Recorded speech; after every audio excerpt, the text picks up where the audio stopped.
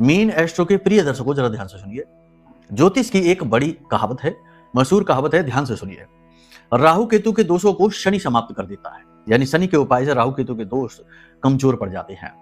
शनि के दोषों को समाप्त करने के लिए मंगल के उपाय किए जाते हैं। मंगल के दोषों को समाप्त करने के लिए सूर्य के उपाय किए जाते हैं। सूर्य के दोषों को समाप्त करने के लिए चंद्रमा के उपाय किए जाते हैं। इसी के साथ साथ कुंडली में समस्त ग्रही दोषों के समाप्ति के लिए गुरु का उपाय किया जाता है।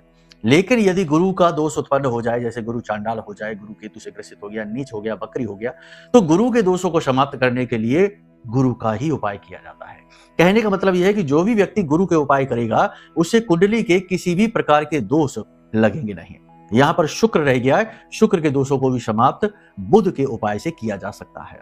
ठीक है, तो यहां तक सारी बात आपने समझ ली है। अब इसका मूल क्या है, सार क्या है? मूल सार इसका यह है कि जो भी व्यक्ति गुरु के उपाय करता है उस व्यक्ति के ऊपर किसी भी ग्रह का दोष लगता नहीं है, प्रभाव उनका क्षीण हो जाता है, कमजोर हो जाता है। इसीलिए आपने देखा होगा कि प्राचीन काल से हमारी हिंदुस्तानी परंपरा में, हिंदू परंपरा में गुरुवारी पूजा का विशेष महत्व रहा है और गुरुवार के दिन की जाने वाली पूजा में गौ की सेवा विशेष होती है। नारायण लक्ष्मी की पूजा होती है क्योंकि गुरु को भगवान नारायण का ही स्वरूप माना जाता है।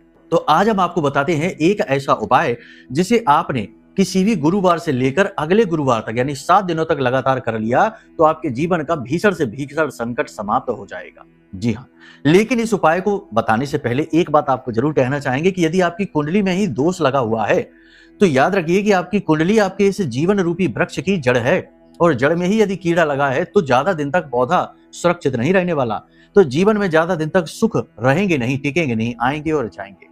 इसलिए जन्म पत्री को दिखवाना अत्यंत आवश्यक है ताकि दोष मुक्त जीवन हो सके और आप आराम से आसानी से उन्नति हासिल कर सके। जी हाँ, तो यहां तक सारी बात समझी। अब बात करते हैं इस उपाय की।